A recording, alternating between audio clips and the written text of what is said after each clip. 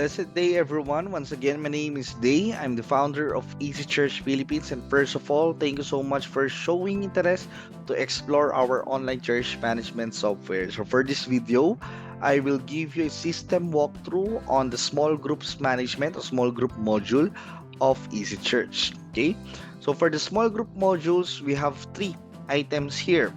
We have small group leader system user. So meaning ito po yung mabibigyan po natin ng access, okay, sa ating ACES Church. We have small group list. Ito naman po yung mga groups na i-create po natin na i-handle ng ating mga small group leaders. And activities list or small group activities. Ito naman po yung mga kine-create ng mga activity or Bible study ng specific small group. Okay? So for small group leader, just click yung create user. Lahat po na mabibigyan po ng access or user access for small group leaders must be available on already existing on our members database. Okay? So like for example, search lang po ako ng name. Nilalabas po dito yung name ng ating member. Then you can set the initial password and pwede niya rin po yan i-change password once they are logged in on their account. And click lang po yung okay and yeah, meron na po siyang access. Okay? So once na nabigyan na po ng atin ng access ang ating small group leaders, we can create a group. Okay?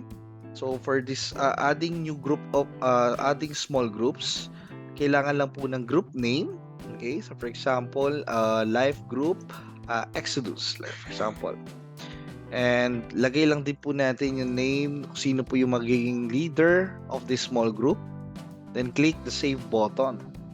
So once added on the small group list, click the manage members. Ito po yung pag-add naman kung sino may mga i-handle ni group leader, okay, ni Benjamin Sandoval. So click the add member, then click lang po ulit kung sino yung mga names. Like for example,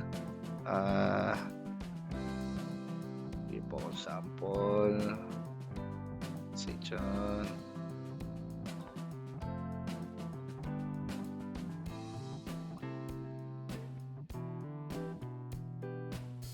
For example, ayan, add to group lang po siya.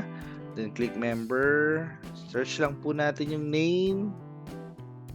Yan, Gabriel Santos, Carlo Reyes, yan. Add to group. Okay? As you can see, we add 3 members under life group Exodus groups. Okay? Under by group leader Benjamin Sandoval. Okay? You can meron din po siyang filter search and you can search it by name din po siya. Alright? For this, meron din po siyang click for view. Okay, view profile of a specific member or user profile to get more details and information. So if you remember, one of the challenge before, when we don't have system, may kanya-kanya po tayong mga listahan or notes. But kung ano yung mga contact number nila. So for this, ganun din po siya, no? Meron tayong makikita na centralized na yung ating mga data for the details of the members. Mas madali yung pagpa-follow up, okay? Dahil nandito yung mga details ng isang member, address, contact number, and Facebook account. Meron din po tayong follow-up history. Ibig sabihin, dito rin po ilalagay ng mga small group leader ang kanilang mga pag-follow up activities. Okay? Especially once they detect that one of their member is become an inactive member. Okay? So for the activities list, so they will add new activity here. Click the add new activity button. So ang access ko po ay admin. That's why I can select specific group.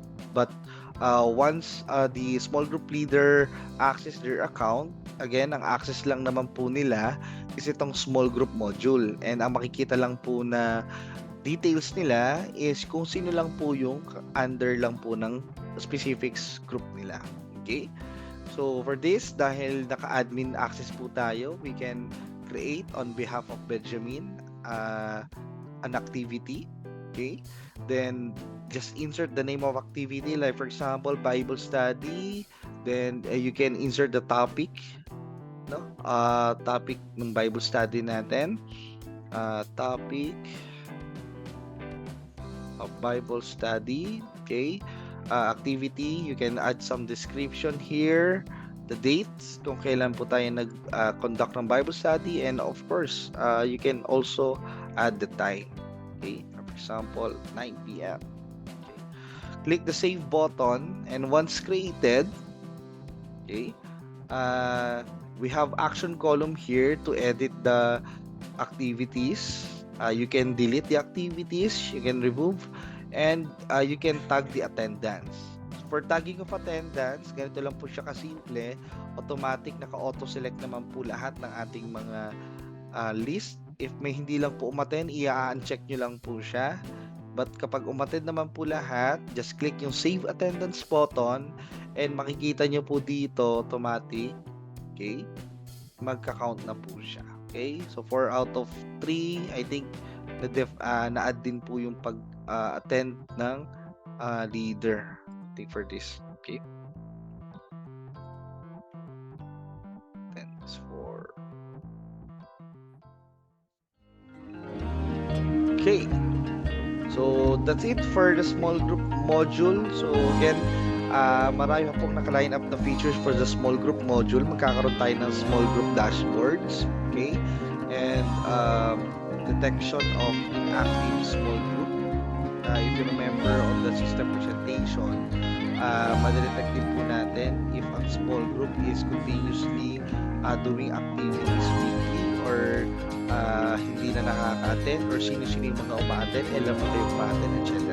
So for that feature, makakatulong po yung mga ating mga leaders, ang ating mga pastors sa mga small group leaders. Okay? So there's a lot more, especially in reporting. Meron din po tayong mga features, dashboards for small groups. Okay?